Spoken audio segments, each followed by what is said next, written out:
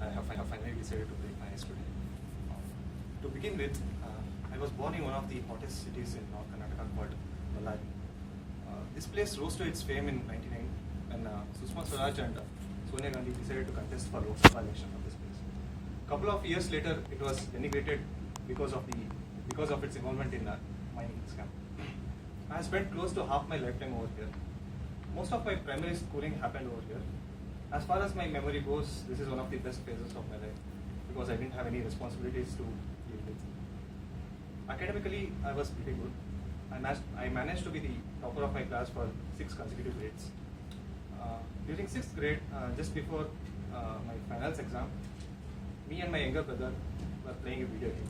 And my dad, who happens to be working for a Canara Bank, comes home and informs us that he has been transferred. I was shocked for a moment because I didn't want to leave my friends and travel to a new place. My mom, who is a homemaker, she was equally disheartened because she wouldn't get to meet my grandmother every other weekend. Couple of months later, we were in this beautiful city with lots of greenery everywhere. This city has just a radius of 4 kilometers called Chitradurga. Its name comes from Chitrakaladurga, meaning beautiful castle. During those days, 7th grade happened to be a public exam, and until grade 6, I happened to study my Kannada as 3rd language, and over here it was the 1st language. I had a terrible time handling that. Luckily, with the help of my mom's tutoring, I managed to secure a distinction. Next 3 years of my schooling happened over here, and then it was time for one more transfer, and this time it was again back to Ballari. All I can remember from the 2 years in Ballari is that I attended college and lot of tuitions, and the hard work had eventually paid off, and I managed to secure a electronics and communication seat at Presit Bangalore. Initial days at Bangalore was terrible. This was the first time I was away from my parents, and I had to stay with strangers in the hostel, and to top that, terrible hostel food. As days passed by, I started enjoying my hostel life. It so used to happen that at 12 o'clock, if it is someone's birthday, irrespective of whether you knew that person or not, we used to wish him and made sure that he got his share of birthday bumps. And also, gaming in hostel was a madness. If one guy started Counter-Strike, it so used to happen that all the guys on the same floor used to participate in it, and this used to go on till sunrise. Don't know how these 4 years just passed by.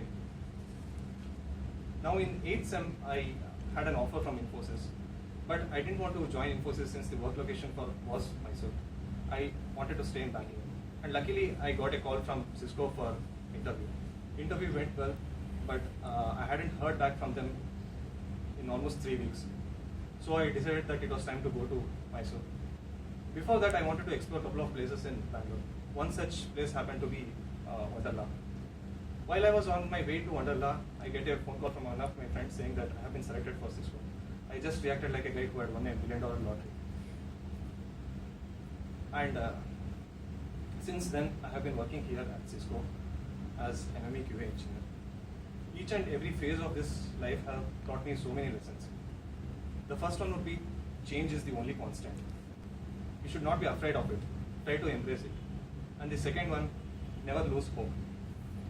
I would like to conclude my speech with a quote from Shawshank Redemption. Hope is not a